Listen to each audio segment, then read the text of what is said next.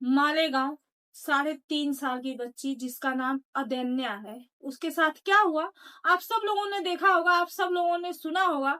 लेकिन मैं अपने चैनल से अपने आवाज में आप लोग के सामने प्रस्तुत करने की कोशिश कर रही हूँ।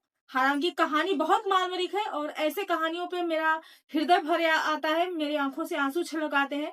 फिर भी कोशिश करती हूँ आप लोग के सामने रखूं अपनी बातें।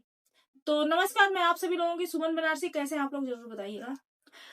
रोज के भागा दौड़ी के जिंदगी में होता है, जबकि कोई ध्यान नहीं दे पाता है या किसी पर भी कोई बहुत जल्दी भरोसा कर लेता है। हम सब मानव जीवन है, हम सब किसी न किसी पे बहुत अच्छे से भरोसा कर लेते हैं और बहुत जल्द भरोसा कर लेते हैं। कारण ये होता है कि अगर कोई आस पड़ोस में है या कोई रिश्तेदार है या कोई हमारे गांव घर का है, हमारे जिले का है, तो स्वाभाविक है हमें जो है कि भरोसा कर लेते हैं। इसी भरोसे का शिकार एक 3.5 साल की लड़की बनी है जो बलि चढ़ गई। आइए हम पूरी जानकारी देते हैं जो हमारे पास है। 3.5 साल की बच्ची थी और एक पड़ोसी था, पड़ोसी चाचा था, उसको अंकल बोलती थी तोतली भाषा में। और वो सुबह सुबह, एक सुबह ऐसी होती है, उसकी जिंदगी की आखिरी सुबह होती है उस बच्ची की। वो आता है और उसको चॉकलेट खिलाने के बहाने लेके जाता है। महाराष्ट्र की कहानी है जो मैं शॉर्ट वीडियो में सुबह बताई थी। लेके जाता है चॉकलेट खिलाने के बहाने, लेकिन वो अंकल उस 3.5 साल के बच्ची के साथ रेप करता है और रेप करने के बाद उसके मुंह पे पत्थर मार के उसको खत्म कर देता है। झकझोरने वाली बात है ये, एकदम से मतलब हृदय विदारक बात है। हमसे नहीं बोला जाता है ये सब, लेकिन हमारी मजबूरी है कि हम अपना आवाज उठाते हैं।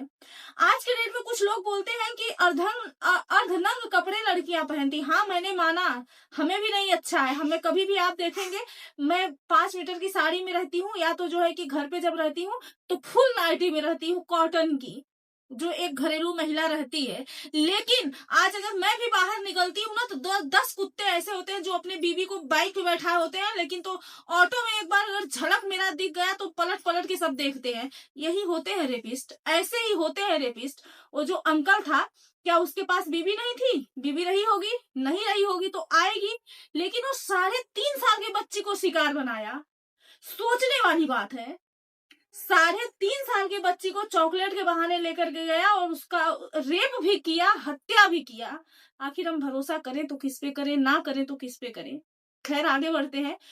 जब वो माँ अपने काम से फ्री हुई, अपने बच्ची को ढूंढने लगी, बच्ची नहीं मिली, तो सब लोग एकत्रित हो गए उसको ढूंढने के लिए। उसमें वो रेपिस्ट भी जो है कि शामिल हुआ कि मैं भी ढूंढ रहा हूँ, चिंता जताने लगा। वही रेप किया, वही मारा, और वो ढूंढ भी रहा था। लेकिन बाद में वही खैर खांसी खुशी कैसे खिस्सा है ना, छिपाए नहीं छिपता है। हत्या, पाप, चोरी, ये सब छिपाए नहीं छिपता है। तो उसका पर्दाफाश हुआ, वो पुलिस आई, वो पकड़ा गया। लेकिन हम एक कहानी तो आप लोगों ने बड़े बड़े प्लेटफॉर्म पे देखे हैं। हमारे कहने का मतलब बस इतना सा है कि कभी जो है कि बिहार में स्कूल जाते हुए बच्ची को रास्ते में रेप करके नहर में फेंक दिया जाता है। कभी 3.5 साल की बच्ची को महाराष्ट्र मालेगांव से उठा करके लेके जाके रेप करके मार दिया जाता है। कभी यूपी में जो है कि लड़की को प्यार के झांसे में बुला करके और उसके भाई को मार दिया जाता है। मतलब आए दिन ये बलात्कार हमारे यहाँ बढ़ ही रहा है, घटने का नाम नहीं ले रहा है। तो हमें बस इतना मैं अपने सरकार से जो है कि गुजारिश करना चाहूंगी कि ऐसे अपराधियों को on public, on road, public के हवाले कर दो ना, पब्लिक सबक सिखा देगी। ज्यादा नहीं, हर प्रदेश में, हर राज्य में 2-2 अपराधियों को आप ऑन पब्लिक, ऑन रोड मारना शुरू करिए, फांसी देना शुरू करिए, तेजाब डालना शुरू करिए। जीते जी कसम बताओ कि रही हूँ, माँ कसम खा के बोल रही हूँ, पूरा रेपिस्ट, पूरे अपराधी जो है कि हर जाएंगे। फिर हमारे देश में ऐसा कांड होगा नहीं। एक विदेश में ऐसा कोई है जो जहाँ पे ऐसे होता है, ऐसे सजा दिया जाता है, लेकिन हमारे देश में नहीं दिया जाता है। हम बार बार ये करेंगे, हम सरकार के खिलाफ नहीं है, हम सरकार के कार्य के खिलाफ है कि हमारा सरकार कड़ा कानून लाए। सरकार, हमें इसी सरकार पे भरोसा है, बाकी किसी पे भरोसा भी नहीं है।